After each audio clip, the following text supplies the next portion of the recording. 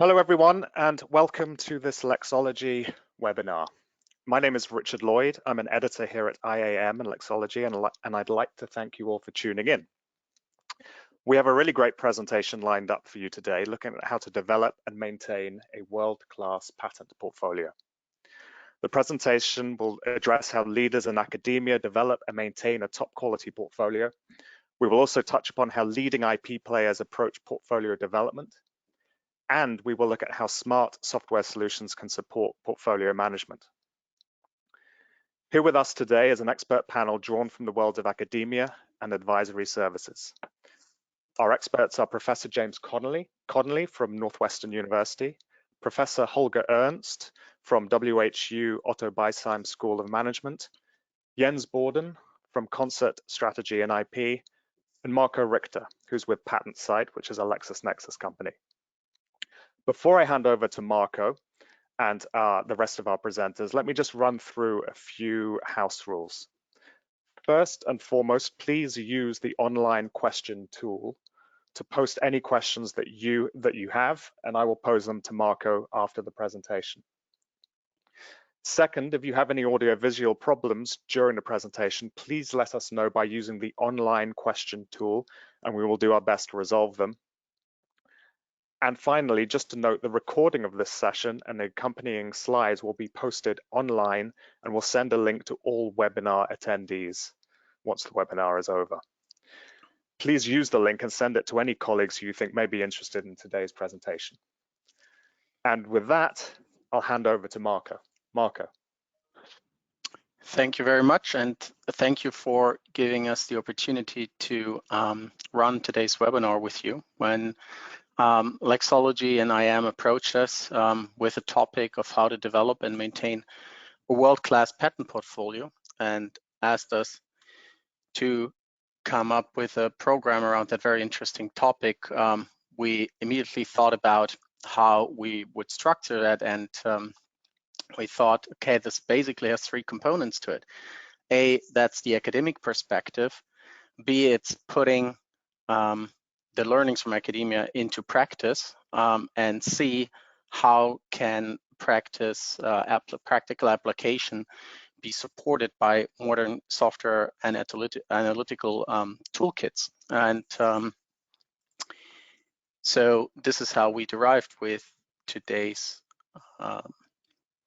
group of presenters. I'm very glad to be co-hosting this session together with our friends James and Holger, and with Jens Bördin, who we've all been working for many, many years, and who will all give very interesting insights into their area of expertise. And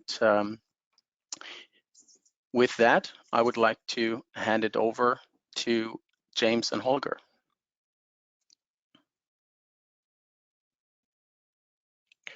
Well, thank you, Marco, for that kind introduction. I will just say that I'm going to give an academic perspective, beginning with this quote from Abraham Lincoln and the logical purpose of the patent system. Academically, we as management scholars are very much interested in understanding what motivates human behavior and brings together market interests. For example, at this moment in the human condition, when we need a solution to this COVID crisis, we're interested as academics in studying and understanding how this system works and how the energy that it creates can advance our collective well-being. How can we understand this energy? How can we measure it, monitor it, manage it, and leverage it to the advantage of the inventor, the firm, and or the nation that decides to build its economy and growth aspects thereof upon a patent system? This is the basic logic of how we look at this as scholars. Which takes us to, the whole point of the patent system really is it has many different features, many different capabilities, including the ability to protect the marriage and the risk that is taken by those who bring together the fuel of interest, that's financing, risk capital, to feed the fire of genius, the human capital, those people that are trying to solve, for example, again, the COVID crisis.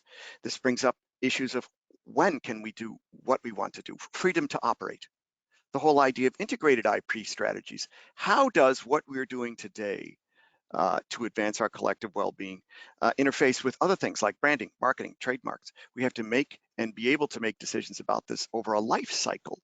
That means within a window of a particular market opportunity. We have to be efficient about this. The finance function isn't going to give us all the money we need. In fact, we're going to be increasingly constrained going forward. How do we project what we know into other markets through licensing and or cross-licensing? What is the role of this management perspective, management responsibility to feed standards and patent pools, cooperative environments for complex industries? And when do we decide to enforce the rights that come from patents? How do we communicate this whole collective activity to investors? The real point of all of this and bringing it all together is to cultivate and attract and maintain customers and grow our business. There are important choices, very important choices about how we invest and why we do what we do that need to be considered. And at this point, I'll hand it over to my colleague, Holger Ernst, who will address the most important, relevant of those choices, the decision to be different. Thank you very much, James, for pointing out very important activities and strategies, how intellectual property can create value to the firm. And I like to add a very important dimension, and that is the dimension of innovation. What is really important for companies to create competitive advantage and to be able to enjoy financial returns is to innovate, to have different products with unique features that customers love and are willing to pay for. Here on the slide, you see a couple of well-known examples, whether it's the iPhone, the iPad, electric vehicles, digital cameras, or the first drug to treat hepatitis C from Gilead Sciences. Here, I'd like to point out another very important innovation from a very technology-driven European company called Dyson, the backless vacuum cleaner. This product, as you can see on the next slide, in the first column, has very unique value propositions or unique selling points. Those are innovative new features that set the Dyson product apart from competing products. Those are features that customers love, and that is why they are buying Dyson products and are paying premium prices for the Dyson products. And those kind of features are protected via patents that no one else can copy those. That gives Dyson a competitive advantage with an innovative product over the competition, and that is where Dyson actually makes all the money, and that's where the high quality patent portfolio of Dyson shows up to protect innovation where it makes all the money. And Dyson has been able to do this throughout an entire portfolio of products, as you can see on that slide. So overall, as you can see this from this classic patent side chart showing patent quality with the competitive impact and the portfolio size number of patents a company owns, you see that the Dyson patent portfolio is of very high quality. They don't own most of the patents. They have a much smaller portfolio size than some of its competitors, as you can see in that chart. However, the quality is much higher. And if you multiply quality with the portfolio size, you get the patent asset index, which we developed a couple of years ago. And you see that Dyson, with a relative small portfolio of patents, has a very high patent asset index, almost as high as those companies that have way bigger portfolios than Dyson. But the key message here is Dyson has developed radical breakthrough innovations, like, for example, the backless vacuum cleaner, that has created competitive advantage. Customers are buying it, and that is why Dyson is making much more money, as you can see on the right-hand side of the slide, in this industry than all its competitors. And that is reflected in a high-quality patent portfolio. Those are the patents that protect innovations, that gives the company competitive advantage over its competition, and that's where the company actually makes the money. And that's where the high value IP is. And that is the essence of a world-class, high quality patent portfolio. And it is reflected in the patent side indicators and statistics.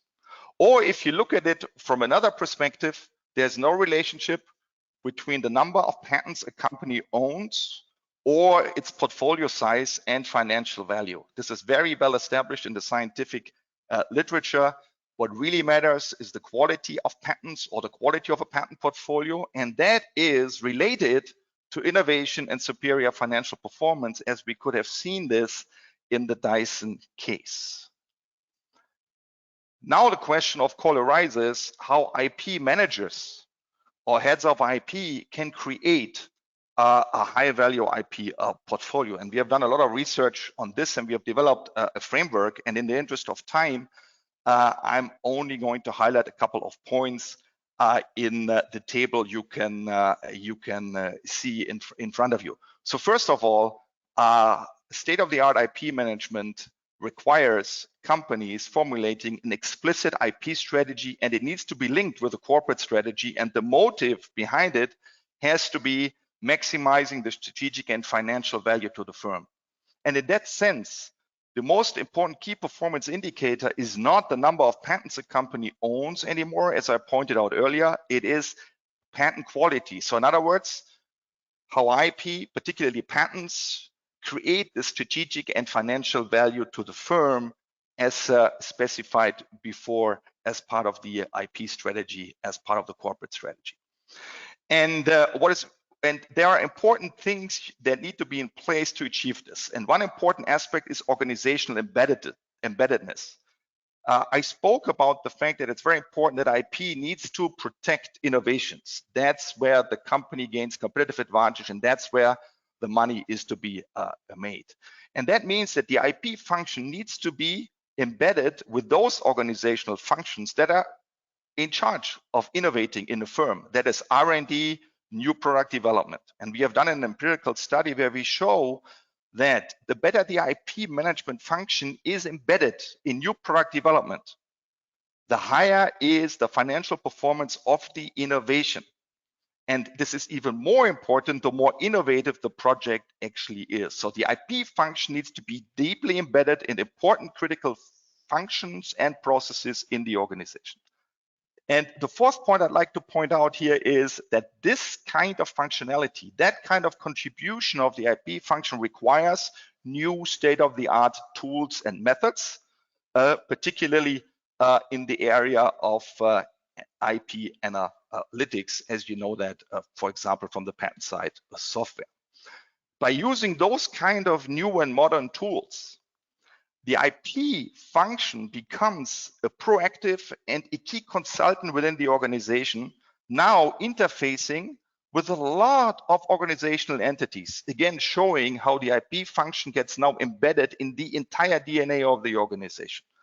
Now, it provides very important information, or I should rather say insights, for decision makers in the organization, whether it's top management, whether it's R&D, corporate venturing, new business development. I already spoke about this with regard to innovation, or think about M&A.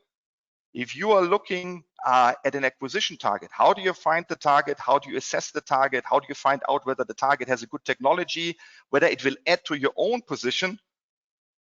Insights from patent analytics provide very important information for decision makers on what are the most suitable M&A targets. That is why those tools are very important, because they lift the IP function to a new level, becoming an important consultant to key decision makers in the organization. And what is very important is that the IP function talks in the language of the internal customers. And here, sophisticated tools and analytic tools provide exactly the key indicators, the charts, and the language decision makers are used to make those important decisions.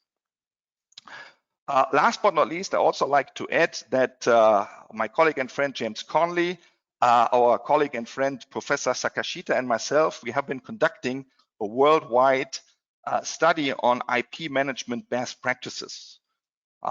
We want to identify IP best management practices, and we want to figure out how they drive the quality of a world-class patent portfolio. And we have collected a lot of data, particularly in Europe and in the US, from leading technology-driven firms to test our framework. In the interest of time, I don't really have much time to talk about all the individual dimensions of the framework, but according to our thinking, and this is very much related to what I introduced earlier in the table, there are 12 dimensions we can use to assess a firm's IP management capability. So for example, how well the company is doing in terms of to protect its own inventions, to enforce it, to monetize it. How well is the analytics function implemented in the organization? How well is IP embedded in the rest of the organization? How well does the company manage the integration across different IP regimes? How well is the IP function doing in terms of digitalization, etc., and etc.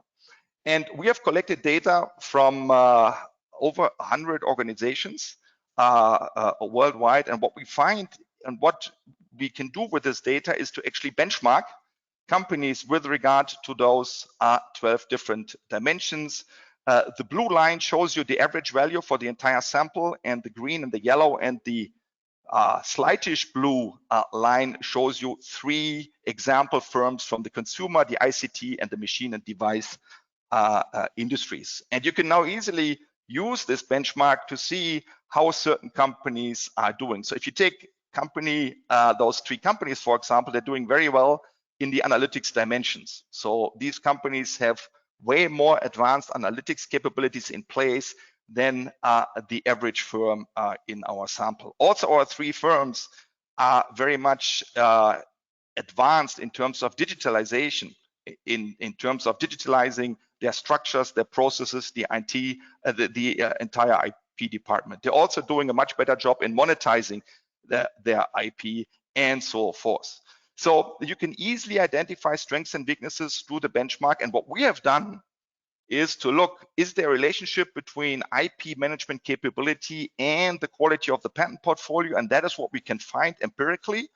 Companies that score high on our IP management radar over all these dimensions have a much higher quality patent portfolio than other companies. And we measure patent portfolio quality by the patent side indicators, of course, the competitive impact and the patent asset index. So in other words, excellent IP management pays off. That's the way to achieve a world-class high quality patent portfolio, and companies can use that kind of approach, and we will publish it, of course, at some point of time, to improve its own IP management with the objective to also create a world-class patent portfolio. Thank you very much for listening, and now I'd like to pass it on to Jens. Thank you very much, Holger, and thank you, James, for some very interesting insights. I hear that a car alarm just went off like 30 seconds before I started, so I hope that won't disturb you too much. So I will spend the following 15 minutes to continue on the same topic, but address it in light of my experiences from working practically with this issue at primarily large cap technology companies. And I will go through my perspectives on what a world-class portfolio is, what leading players do to create and maintain one, and some key aspects on how they organize to achieve this. But before we start that, I just want to give a very brief introduction to Konsert Strategy IP. We are a firm here in Sweden and have a strong track record of helping technology companies set strategic direction and build capable organizations within technology innovation and intellectual property, and nowadays also increasingly data access. Lately, the vast majority of our work has been focused on how to upgrade and align clients' IP management with their digital business journeys, and in particular in relation nowadays to the industrial Internet of Things. We work with clients across multiple sectors, including, for example, heavy industry, automotive, semiconductors, electronics, defense, applied machining, and a few others. It's typically large technology companies, including a Fortune 10, but also mid-cap and growth ventures. So if you want to learn more about that, just go into konsert.com. But before we start with my real presentation, I just wanted to give you a very quick poll. So when we now exit the COVID crisis, do you think that executives will demand higher portfolio quality per invested IP dollar?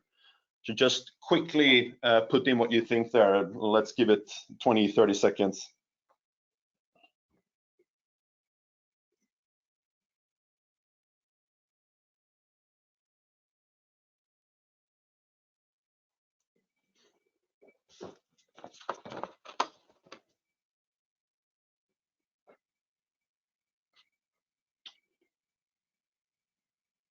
Great. Then, Tasman, I think we continue with the slides. Thank you.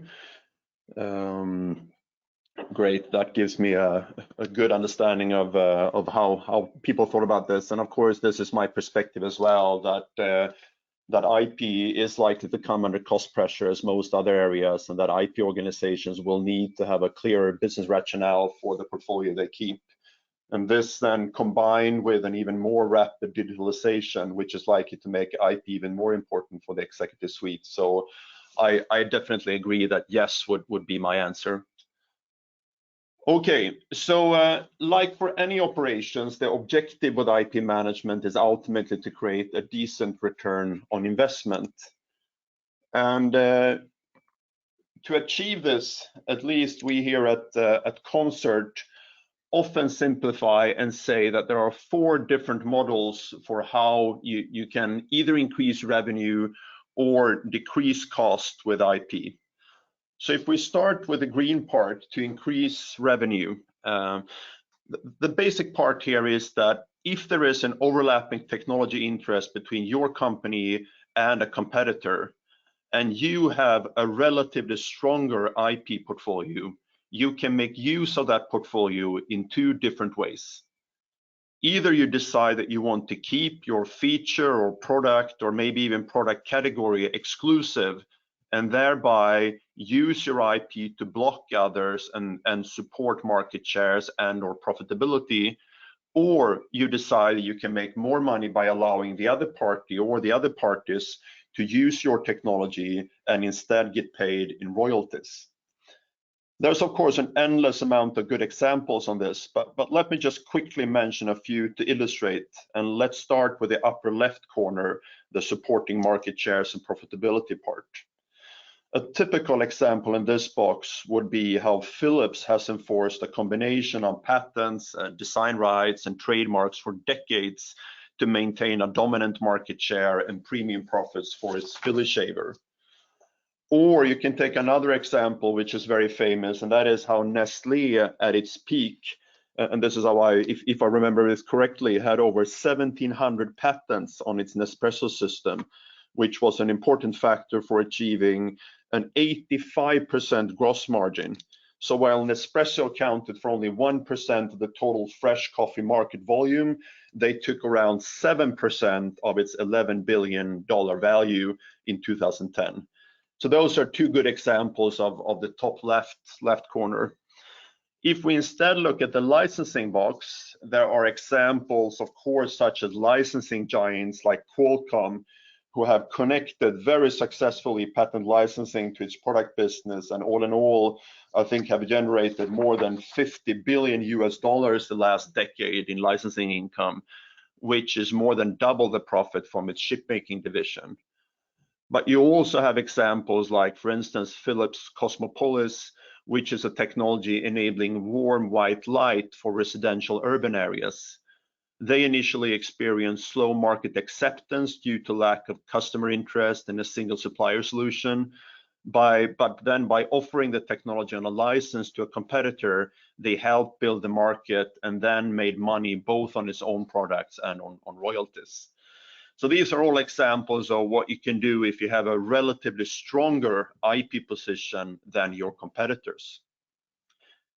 Now, if you instead are in a position where you are relatively weaker than your competitors, or suppliers or partners or even customers.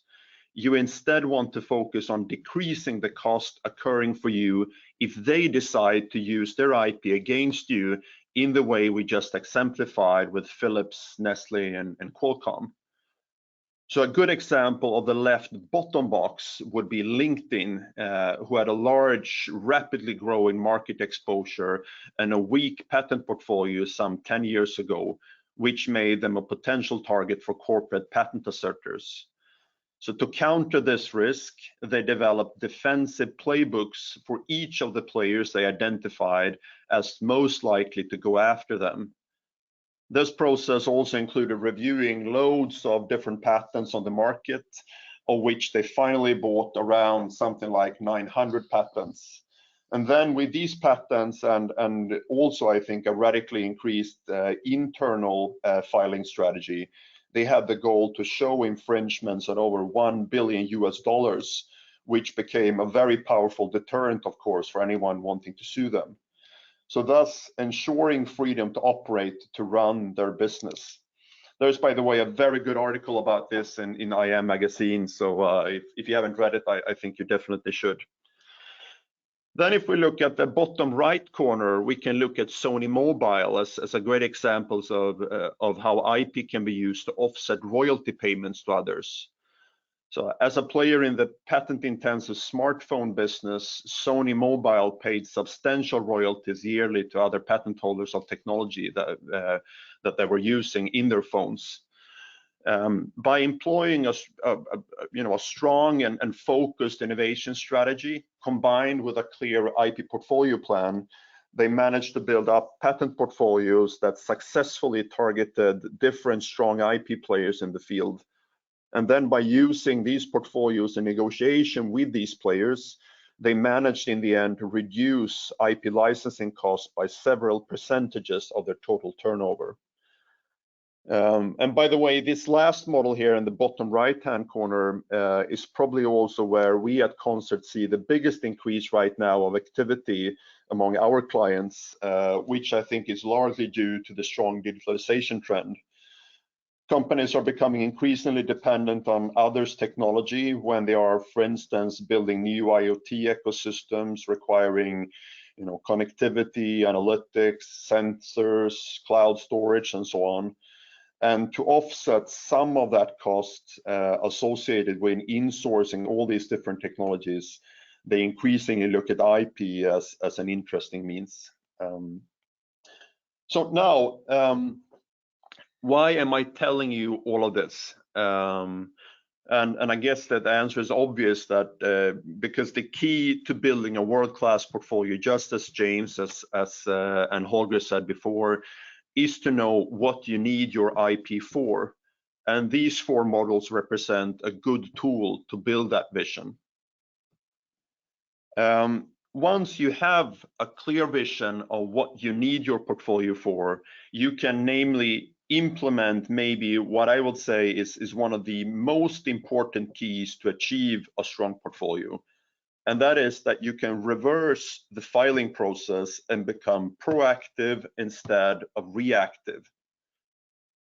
So this means that instead of waiting until invention disclosures are coming out of ongoing R&D projects and then make an assessment of whether to file or not, you can now start by clarifying which portfolio you need based on where the business is heading, identify the best sources for this IP, whether it's internally or externally, and then actively capture or acquire the IP you need.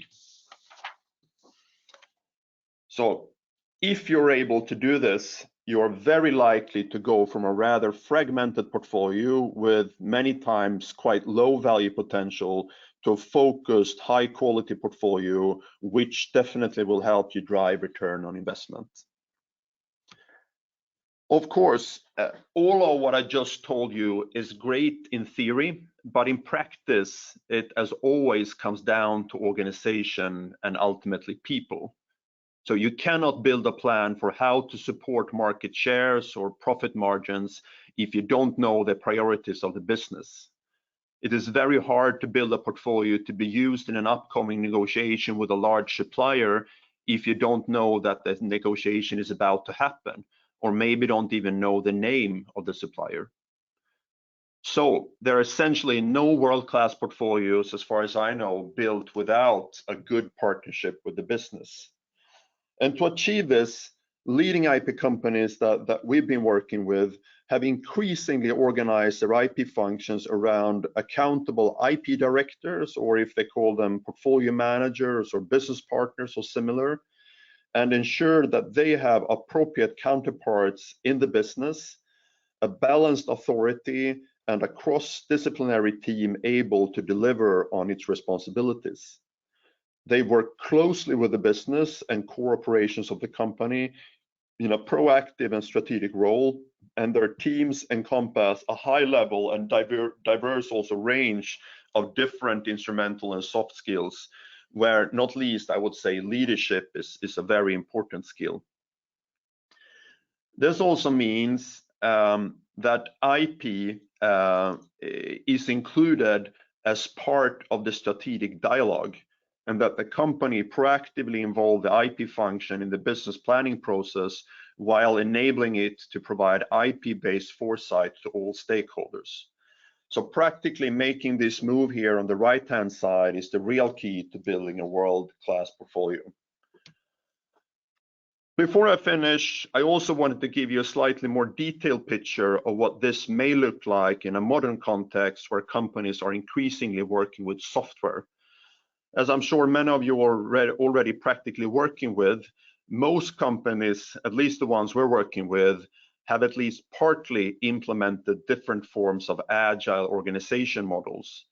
And my prediction is that we will see much more of this coming out of the COVID crisis, when presumably digital will be even higher on executive agendas. Agile innovation is all about producing more valuable output for the customer at higher speed. And to do so, a key principle for agile innovation is to prioritize activities and to consistently direct resources to the features and issues that are most important.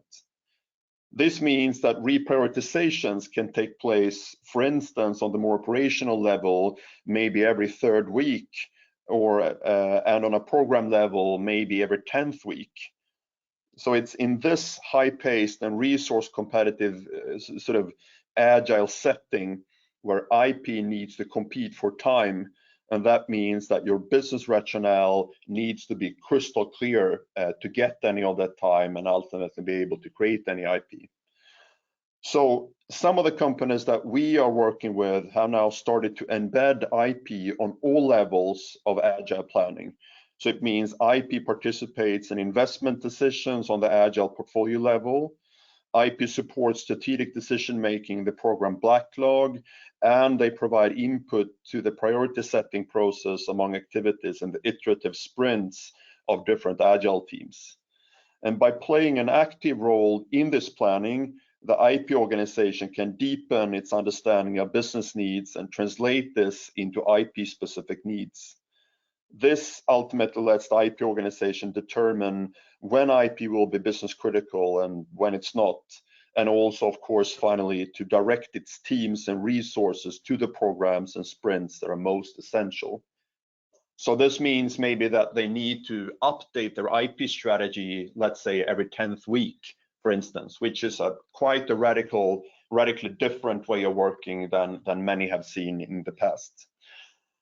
If you're interested to learn more about this topic or any other topic, we are sharing a lot of insights on our webpage. So in the interest of time, I will stop here. But of course, if you're interested, take a look at konsert.com for any more information about this. With that, I hand over to you, Marco. Thank you, Jens, and also thank you, Holger and James, for kicking us off with today's presentation. And now it's my turn to talk a little bit about how world-class patent analytics can support corporations to build world-class patent portfolios and maintain these. Let me go back here a little bit and talk about the background of PatentSight, which will then reveal a lot about why we are so uniquely positioned in the patent software landscape.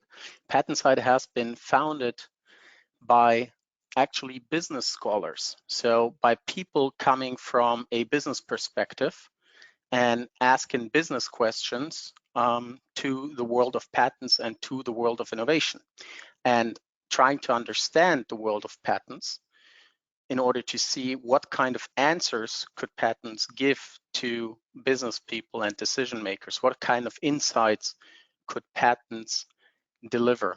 And PatentSite understood very early on that patent data for that has to be treated and prepared in a special way, because otherwise that gap that exists classically between the IP departments and the business people could not be bridged.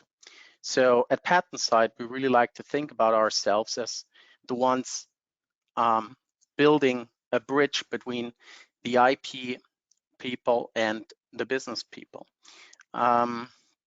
This connects very well to what all the previous speakers had touched upon, and they've given it different phrases, right? So in the past, patent departments had been looked at as administrative cost center functions, whereas both academia and practitioners, as Jens had pointed out, are looking to turn these IP departments into, James and Holger called it internal consultants. Jens had called it a proactive functions, but all kind of mean the same. They start to enable additional business decision making based on better information. And before I go into the details of showing some examples of how business and IP are actually being brought together and how the gap is bridged, I'd like to start off a poll about what you would consider a great value driver for your patent analytics needs and requirements. So I'll give you a couple seconds to answer that, and we'll take a look at the results.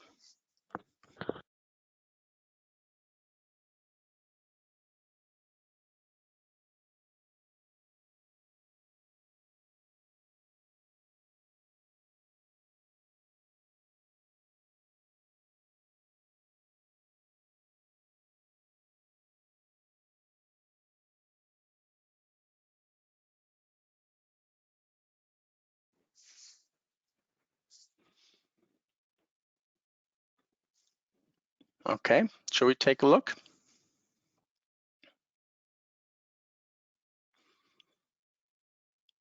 Yeah, access technology fields, a very important one, also transforming analytical results into C-suite ready presentations. Clear winner here, ability to spot trends and upcoming competition early on. That's a perfect segue to actually the first example I'm going to show today. It's an example that we've seen in different contexts, but it's such a perfect example also for today's presentation because it so crystal clear shows how IP is relevant for business and vice versa. What we have here on this slide is basically an overview of the watch market and the way Apple has impacted the business in the watch market over the past 5 years, ever since the launch of the Apple Watch. So we see that Apple has been disrupting the watch space, actually creating a product out of the blue, which is now sitting in a $10 billion niche, at least for Apple. That's still a niche. But compared to the entire Swiss watch industry, which is looking at a yearly revenue of around 21 billion, that's not a niche. It's basically eating into their market and taking dollars away that they will not be able to secure. And what's amazing about this, and this goes back to the findings that Holger and James had talked about, is actually this product is not protected by overwhelmingly a number of patents. In the entire wearables field, we see around 70,000 patents, of which only 650 are owned by Apple. The key to understand this, though, and here we're coming back again to connecting IP and business, is that these are highly impactful patents. In other words, highly evaluated patents when we take our patent asset index into account. So how could IP inform decision makers about such a disruptive trend early on? As we've seen, 82% had voted that this will be something that they would be looking forward to. What we see here on the left-hand side is a very classic approach to patent statistics. And what we're seeing there is basically patent filings in the vicinity around the Swatch portfolio. And as you can see, there's nothing really clear to see for us. There's a haystack with one orange line that is highlighted. And traditionally, a company like Swatch would have probably looked at that and said, okay, these couple Apple filings, which is behind the orange line, that's just noise in the data, not really worth looking at. We see a number of filings in our area, what to be concerned about, right?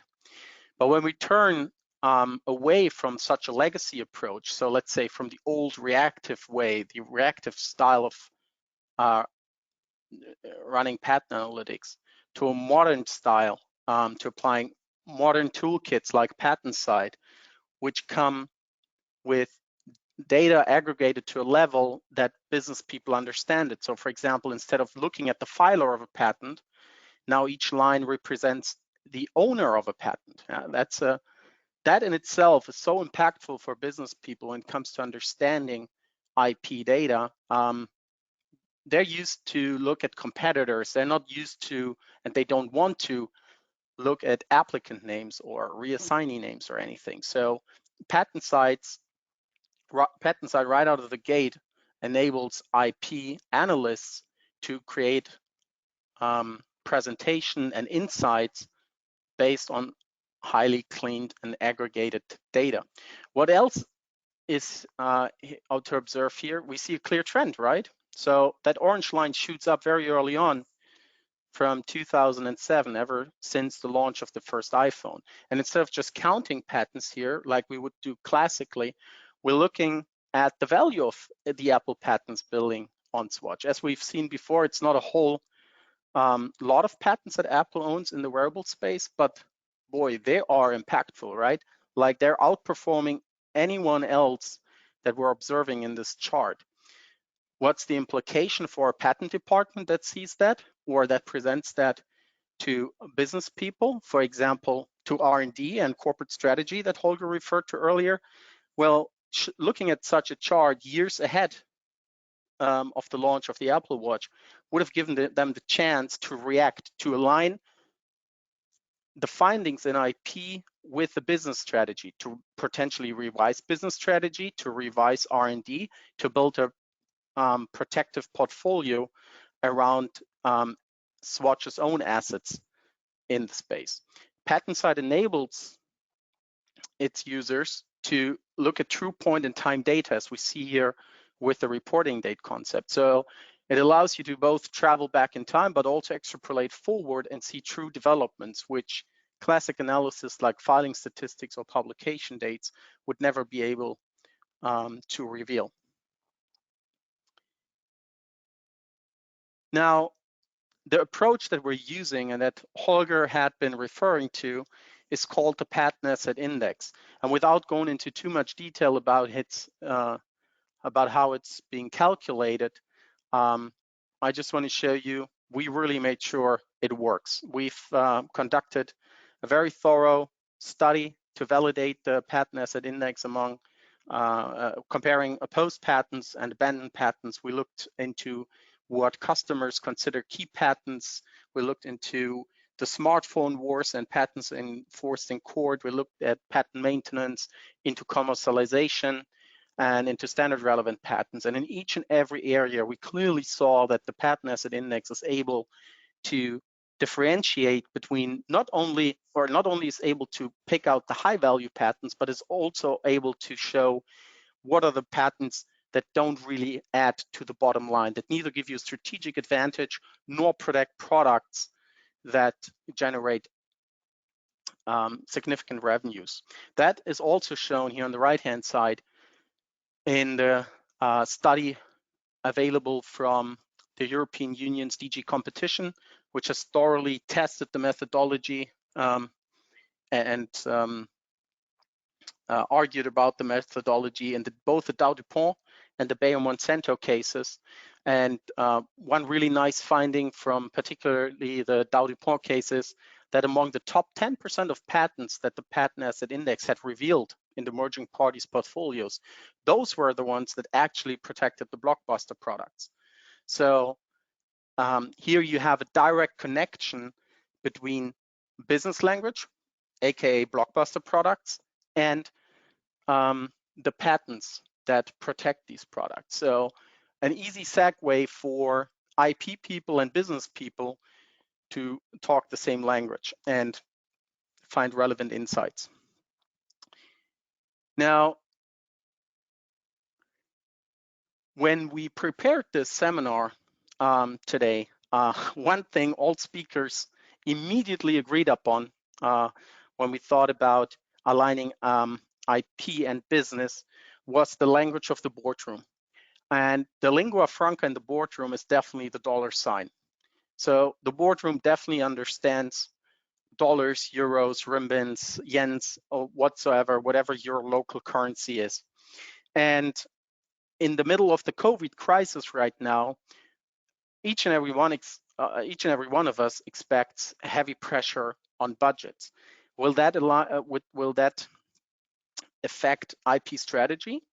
For sure. We'll probably see a lower number of filings. We'll probably see a drop in maintenance rates and maintain patents.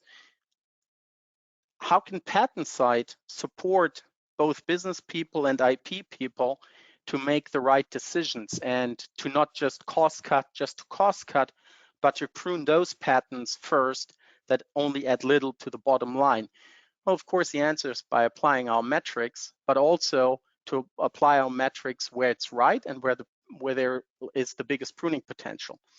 And to think about maintenance cost, first, I'd like to give you some understanding of size of maintenance cost. When we look at the annuity fees paid for one US patent until the end of its 20-year lifetime, we'd be looking at $12,600. So that's quite a bit of money, especially when you think about larger portfolios with hundreds of patents, thousands of patents, and international applications. What would be the number of all patents currently active worldwide to be maintained for 2021? What are the annuity fees we'd have to pay for them? That's $8 billion. So that's a mind-blowing number that corporations and organizations around the world basically have at their fingertips right now to decide about, are we going to keep them? Are we going to really maintain them all, or is there saving potential in here? And for sure, there's saving potential, right? But what does the number look like when we look at the lifetime costs of all the currently active patents? So think about all the active patents in the world as of today. What would it cost to just maintain them until they run out? Until they run out in 2 years, 5 years, or 20 years if they were just filed or granted. And that number is $184 billion. So if we think about pruning a patent today, that not only has implications on the budget this year, but it has implications on the entire lifetime of that patent and the years when that annuity cost would hit the budget. So it's a huge number that offers saving potential. And that would give companies potential leverage in order to not cut down on new filings, right? So the other part of the equation here would be to cut down in filings, but if you prune smart, you can potentially keep your filings up and make sure that IP and business strategies stay aligned. Now let's look at one very concrete example for a large automotive company. and that would be the Toyota patent portfolio. Toyota's patent portfolio is well over 70,000 patents, active patents worldwide. And what you see here on the left-hand side is basically a distribution by patent quality. So we see around 14,000 patents that belong to the top 20% of the Toyota portfolio, while the much larger chunk here belongs to the bottom 80%. And what's interesting is when we look at the patent asset index, the value of the patents in each of these cohorts here, these top 20% make up over 80% of Toyota's total portfolio value. So these are the ones that are of strategic importance, that protect the blockbuster products and technologies, and that are filed in the main markets where Toyota seeks protection for its key technologies. Now, what's the savings potential here that we have, especially in the bottom 80%? For 2021 alone, and we simply looked at next year's cost because some of this year's cost has already happened. Just for next year, there is a potential saving in the bottom 80% of 19 million. Now, of course, we would never suggest to just simply cut the bottom 80%, but an analytical tool like PatentSight can guide you through the process and give you objective measures to make the right decision. Very often, patent portfolios are maintained for inability of making a decision. We have to think about over 70,000 families here with a couple 100,000 individual nationalizations, and at the end of the day, decisions where IP and business strategy need to align and need to come to a conclusion whether to maintain or not. And a good analytical tool can support that decision-making heavily and speed up that process. Thinking about the lifetime of the bottom 80%, the total pruning potential here sums up to $531 million. So that's $500 million that could potentially be invested in R&D, in filings, in broader filings for the key patents, and so on and so forth. And again, nobody would ever look at pruning the entire bottom 80%, but there's a large piece of money that could be saved. Last but not least, I'd like to close this off basically by coming to a comparison between the legacy software problems and PatentSight solutions. And that in a way goes back to the administrative cost center function versus the proactive consultant. So what was needed in the past and what is needed going forward. So a typical legacy patent software problem is incomplete ownership information. Again, if you want to talk to non-IP people about patent data, it needs to be meaningful, and aggregated ownership information is definitely something they look for, and that is absolutely mandatory to connect IP and business. Also, business does not need to worry about anything like legal status, details that the patent experts know about, but business people need to know what is in force, what is in our way, and what is protecting us, and until when. You also need point-in-time historic data enabling true trend analysis to inform decision makers. And you need to be able to rely on scientifically proven and industry-wide accepted indicators as the patent asset index is. And especially important here is the patent asset index is not a black box. It's a completely laid open methodology that is embraced by leading companies and government organizations around the world. Thank you. Great, excellent. Thank you everyone for your presentations. I would just like to now throw it open to Q&A. So if you use the question drop down on the GoToWebinar platform, you can pose some questions to the panelists. Just to come back on something that Jens mentioned in his presentation, he very kindly plugged an excellent IAM article, which I do, of course, encourage you all to read, on LinkedIn. The piece is on LinkedIn, sorry. That is in issue 82, which is from February 2017, and you can find on the homepage of the IAM site by clicking on the media drop-down on the top menu. Our first question actually is just for Holger and James about your IP management study, the best practices study that you've done.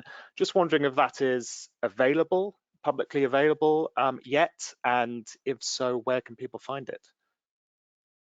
It's not publicly available yet because the research still is in progress, but if a company would be interested in participating in that study and to receive a customized benchmark report, they are more than happy to participate.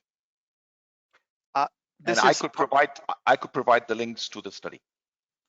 Yeah, and this is part of a broader series of studies that Holger and I have done over time. Some of these things are published in the California Management Review. The basic idea of the Patent Asset Index is published in World Patent Information. And we've also published other studies, similar related studies in R&D management.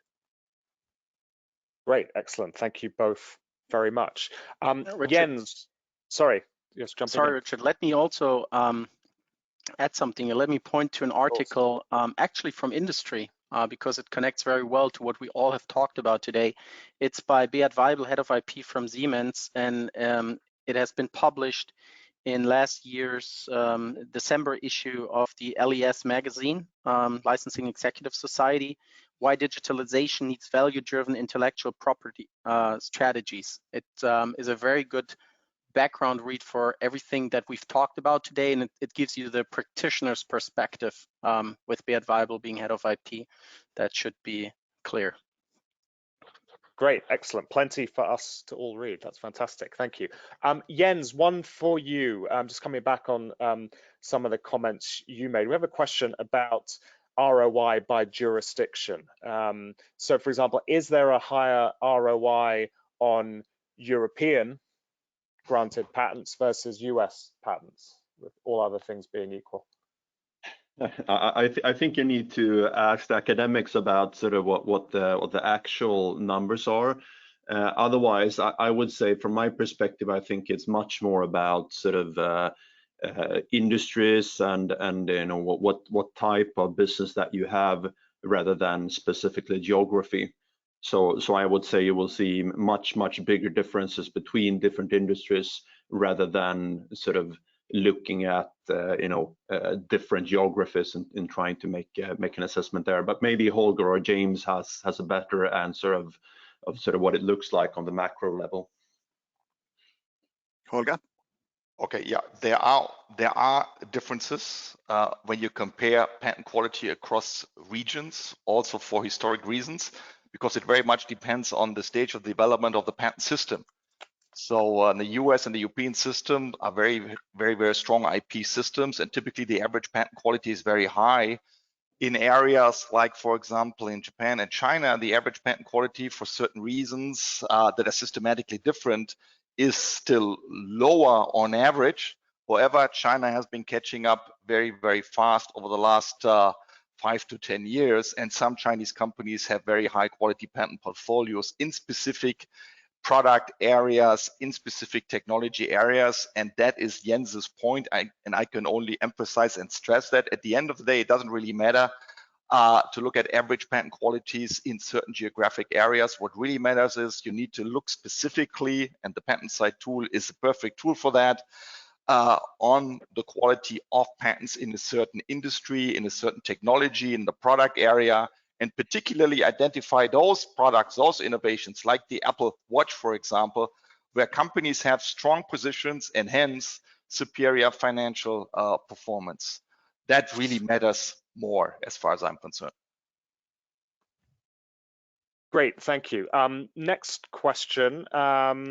It's in building a portfolio as a small business, what is the best way to find angel investors in the shape of firms or companies that might want to license your patents? Anyone have a view on that? If I go first, I think it's there are probably a couple of different aspects of that question. I think in terms of if you're interested in finding someone who wants to license your technology, I think it's you first need to show that you have a proof, not only a proof of concept, but a proof of business. I think you need to sort of get to the point where you have a package that's clearly working. If you don't, it will be very difficult to license it out, or if you're able to do that, you will get very sort of little paid for that technology. So in general, I think if you want to out-license something, you're a small company, you should aim for making sure that you have a clear proof of business, meaning that someone is actually paying for whatever product or thing that you're enabling with your technology before you try to create a license deal around it. And I might add to that, Jens, there is a really good example of this in the context of what we already presented today, and that's the early innovations and inventions of James Dyson.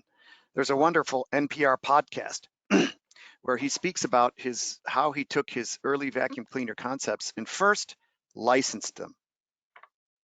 Or take the Dolby case, James. Say it again? Or the Dolby case, James, we spoke about in the California Management Review paper. That's right. Yeah.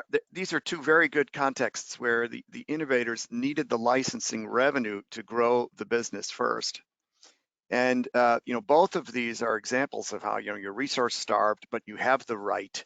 What is the value proposition that you create to the licensee to actually get them to start giving you revenue, which you're going to use to fuel the fire of genius to grow your business?